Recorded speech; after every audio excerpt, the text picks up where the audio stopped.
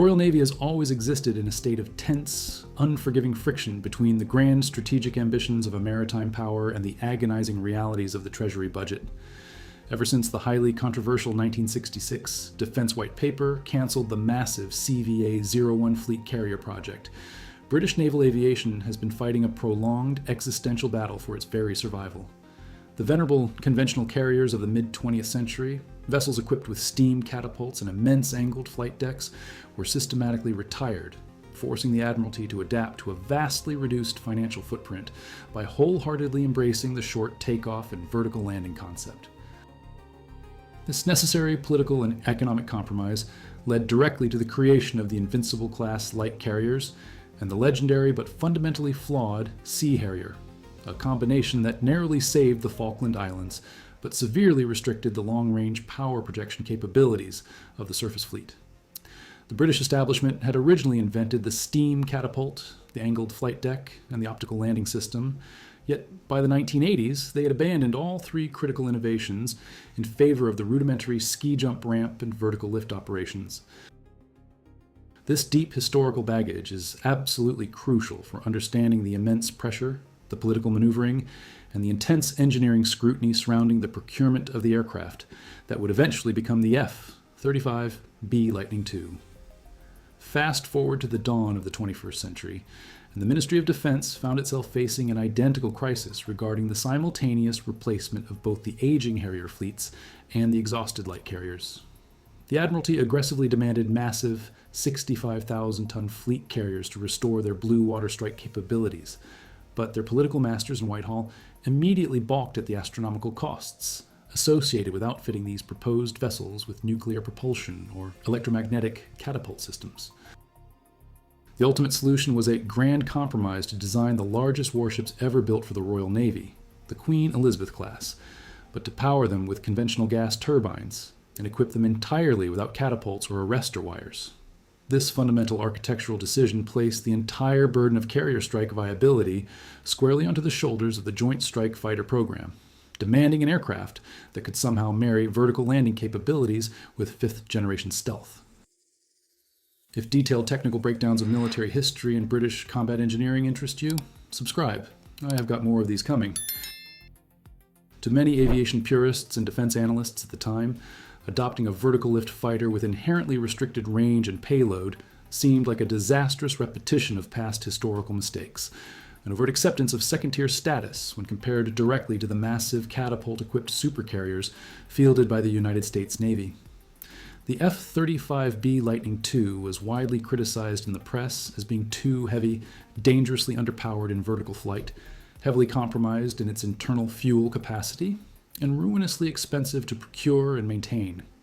However, a much deeper examination of the actual engineering reality, the complex geopolitical constraints, and the brutal operational economics of modern naval warfare reveals a far more nuanced truth about this magnificent but flawed machine. The British aerospace industry intimately understood the intense aerodynamic contradictions required to build a vertical takeoff fighter, having learned those lessons in blood and treasure during the decades spent developing and operating the Harrier jump jet. In the classic Harrier configuration, the massive Rolls-Royce Pegasus engine sat precisely at the center of gravity, blasting hot exhaust downward through 4 mechanically swiveling nozzles to generate lift. While that centralized engine design was utterly brilliant for the tactical requirements of the 1960s, the Pegasus layout dictated a massive, bulbous, drag-inducing fuselage that completely precluded supersonic flight and made modern stealth shaping physically impossible. To solve this monumental aerodynamic problem for a supersonic fifth-generation fighter, the Lockheed Martin engineers partnered heavily with British aerospace firms, including Rolls-Royce and BAE Systems, had to invent an entirely new, almost unbelievably complex method of vertical propulsion. The central power plant of the F-35B Lightning II is the Pratt & Whitney F-135 afterburning turbofan, a monstrous piece of engineering that produces over 40,000 pounds of thrust when fully engaged. But instead of placing this massive engine in the middle of the airframe, the designers placed it at the rear, just like a conventional fighter, and connected it to a revolutionary forward lift system designed entirely by Rolls-Royce in the United Kingdom. This lift system, is where the sheer engineering genius and the terrifying mechanical vulnerability of the F-35B Lightning II seamlessly intersect, creating one of the most complex drivetrains ever put into a combat aircraft.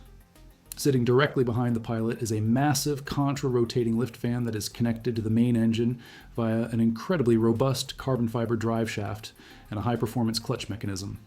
When the pilot initiates the conversion to vertical flight mode, doors open on the top and bottom of the fuselage, the clutch engages seamlessly at high revolutions per minute, and the main engine mechanically drives the forward fan, generating nearly 20,000 pounds of unheated downward thrust.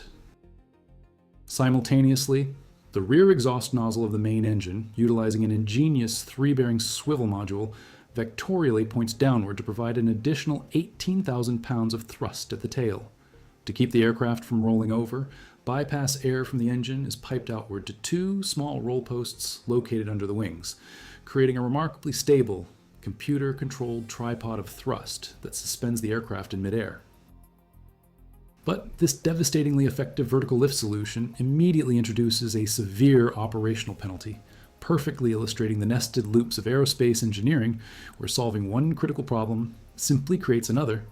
The entire forward fan assembly, the heavy mechanical clutch, and the associated drive shafts represent roughly 4,000 pounds of complete deadweight once the aircraft transitions back into conventional forward flight. The structural mass is completely useless during a dogfight or a bombing run, meaning the F-35B Lightning II is forced to haul around 2 tons of heavy machinery that provides zero aerodynamic benefit outside of the takeoff and landing phases. Because this massive lift fan occupies a huge section of the internal fuselage right behind the cockpit, the aircraft loses a massive amount of internal volume that, in the conventional F-35A and carrier-based F-35C variants, is heavily dedicated to combat fuel and larger weapons bays. Consequently, the F-35B Lightning II has a significantly shorter unrefueled combat radius than its siblings, forcing the Royal Navy to rely heavily on vulnerable airborne tanking assets or to sail its multi-billion-pound carriers much closer to hostile, heavily defended shores. Furthermore, the stringent internal volume restrictions force the designers to physically shorten the internal weapons bays of the short takeoff and vertical landing variant. While the conventional models can carry massive 2,000-pound bombs internally while maintaining their stealth profile, the F-35B Lightning II is strictly limited to carrying 1,000-pound class weapons, such as the Paveway 4 precision-guided bomb, inside its hidden bays. This specific limitation drastically reduces its internal destructive capability against deeply buried, heavily reinforced concrete bunkers, requiring the aircraft to either carry larger weapons externally on its wings, which instantly destroys its stealth radar cross-section, or rely on repeated, highly precise strikes with smaller munitions. The aircraft is inherently a platform of agonizing structural compromises, sacrificing deep strike payload, kinematic agility, and long-range endurance purely for the singular ability to operate from the deck of a ship lacking a catapult system. However, judging this aircraft purely by its payload limitations and its kinetic performance metrics completely misses the fundamental paradigm shift that fifth-generation fighters bring to modern naval combat doctrine. What the F-35B Lightning II lacks in raw bomb-carrying capacity, it more than makes up for with its revolutionary, deeply integrated sensor suite and its advanced radar-absorbent materials. At the very heart of its combat capability is the ANAPG-81 active electronically scanned array radar, an incredibly powerful sensor capable of tracking numerous hostile targets simultaneously while constantly jamming enemy air defense frequencies. This radar is seamlessly integrated with the distributed aperture system, a network of 6 high-resolution infrared cameras mounted around the exterior of the airframe that provides the pilot with a flawless 360-degree spherical view of the battlespace. The traditional physical displays and dials of the 20th century fighter cockpit have been largely replaced by a highly advanced helmet-mounted display system, which projects critical targeting data, night vision, and radar tracks directly onto the pilot's visor. In practice, this means the pilot can physically look down between their own legs and literally see completely through the floor of the aircraft to track a surface-to-air missile launching from the ground. The onboard computer systems take the vast, overwhelming amounts of data gathered by the radar, the infrared cameras, and the electronic warfare antennas, and seamlessly fuse it into a single, easily readable tactical picture for the pilot. This sensor fusion fundamentally transforms the F-35B Lightning II from being a mere bomb truck into a highly survivable flying command and control center, capable of silently directing other friendly assets, such as Type 45 destroyers, to engage targets long before the enemy even knows they are being watched. But understanding the theoretical electronic miracles performed by this aircraft requires looking closely beyond the sterile test ranges and stepping onto the pitching, salt-slick deck of a modern supercarrier operating in hostile waters. The operational reality of maintaining a highly sensitive, stealth-coded, computer-dependent fighter in a maritime environment is an absolutely brutal logistical nightmare for the mechanics and ground crews of the Royal Navy and Royal Air Force. The radar-absorbent materials that give the aircraft its low, observable stealth characteristics are notoriously sensitive to constant friction, intense heat, and the highly corrosive salt spray kicked up by the harsh ocean environment. Maintaining these delicate coatings requires specialized, environmentally controlled hangars and meticulously careful application by highly trained technicians, making rapid turnaround times during high-intensity combat operations exceptionally difficult to achieve. Furthermore, the immense physical power of the Pratt & Whitney F-135 engine creates a uniquely destructive thermodynamic problem for the flight deck of the Queen Elizabeth-class carriers. When the aircraft engages its vertical lift system and begins its descent, the rear exhaust nozzle vectors 40,000 pounds of incredibly hot, high-velocity exhaust gases directly downward onto the steel deck plating. During early testing, it was rapidly discovered that this concentrated thermal assault would literally melt and blast away standard anti-skid deck coatings, exposing the bare steel underneath and creating a highly dangerous environment for the deck crew. The Ministry of Defense was forced to invest millions of pounds into developing and applying specialized metallic thermal coatings simply to prevent the flight deck from buckling and deteriorating under the sheer physical fury of the hovering aircraft. Knowing what you now know about its real-world survivability and reliability, would you still want to be stationed in this machine during combat? Share your thoughts below. To mitigate some of the severe fuel consumption and payload limitations associated with a pure vertical landing, the British aerospace establishment aggressively pushed for a highly innovative tactical maneuver known as the shipborne rolling vertical landing. In the historic Harrier days, pilots returning from a patrol with unexpended bombs often faced a severe bring-back weight limitation, as the aircraft could not safely generate enough vertical lift to hover while heavily loaded with weapons and remaining fuel. This often forced agonizing decisions, where pilots literally had to jettison perfectly good, immensely expensive missiles into the freezing ocean just to achieve a safe landing weight before attempting to board the Invincible-class carriers. The shipborne rolling vertical landing technique solves this expensive problem by allowing the F-35B Lightning II to approach the carrier deck from behind and perform a slow, forward-moving rolling landing at roughly 60 miles per hour.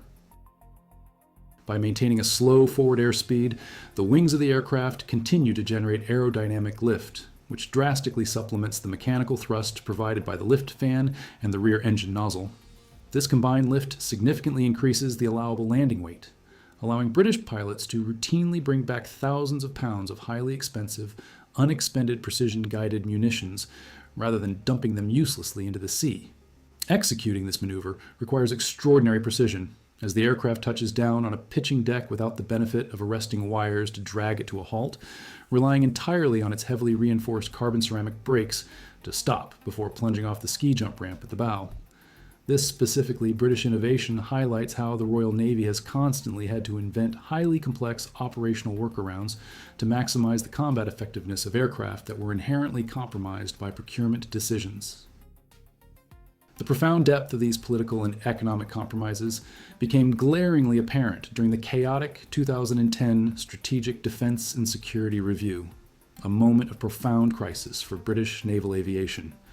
The newly elected coalition government, absolutely terrified by the spiraling costs and the recognized operational limitations of the F-35B Lightning II, suddenly announced a massive strategic pivot. They declared they would abandon the vertical landing variant entirely, modify the Queen Elizabeth-class carriers with catapults and arrestor gear, and purchase the larger, longer-ranged F-35C carrier variant instead. This decision was initially cheered by defense analysts who desperately wanted the Royal Navy to return to traditional heavy-deck carrier operations, but the fiscal reality of retrofitting immense warships rapidly destroyed this optimistic vision. Within a mere 18 months, a subsequent engineering study revealed that fitting electromagnetic catapult systems into a hull that had not been originally designed for them would essentially double the cost of the carriers and delay their operational deployment by almost a full decade.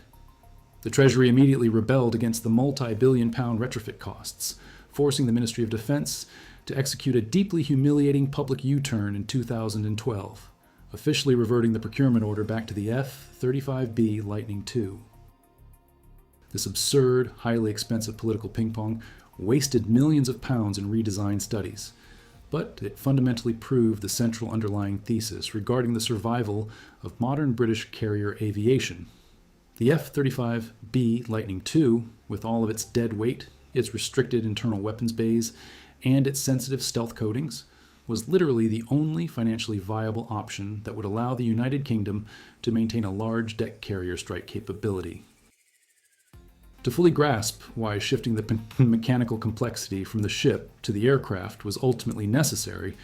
one must look back at the agonizing historical experience of operating the massive F-4 Phantom FG-1 off the deck of HMS Ark Royal in the 1970s.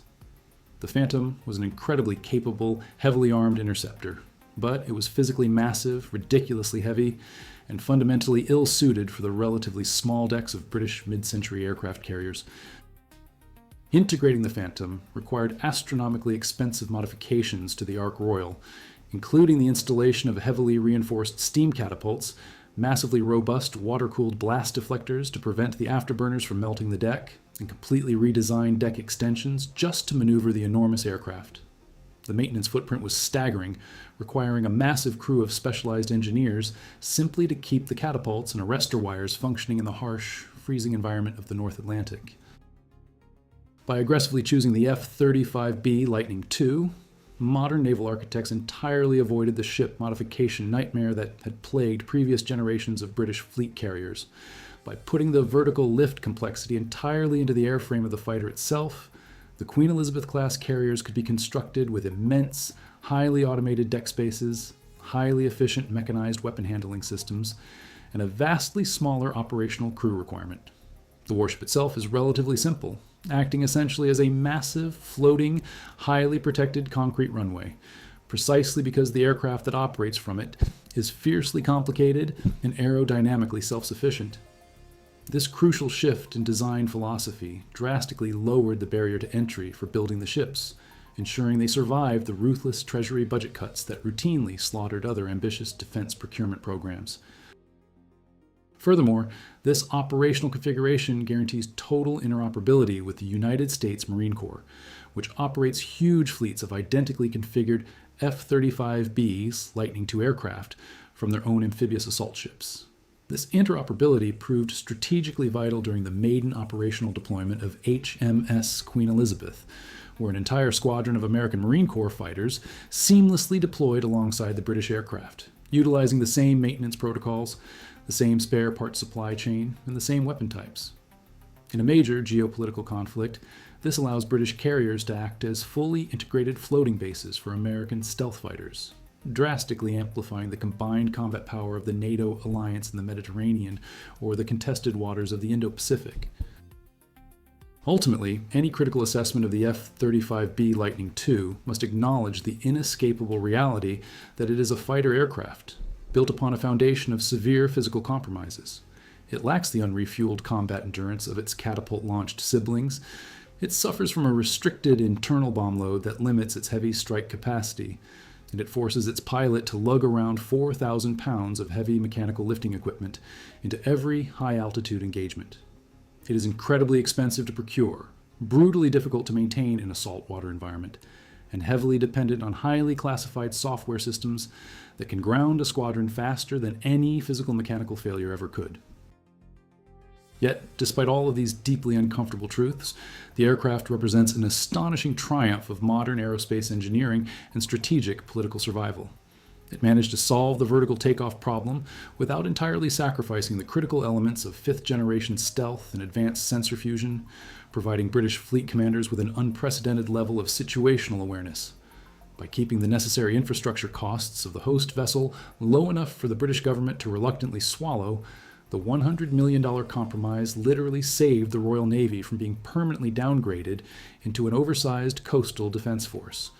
The F-35B Lightning II may never possess the clean, uncompromised aerodynamic purity of a traditional land-based fighter, but it guarantees that British carrier strike groups remain a highly lethal, globally relevant instrument of military power for decades to come. If you found this analysis useful, a like helps more people discover these deep dives. Thanks for watching.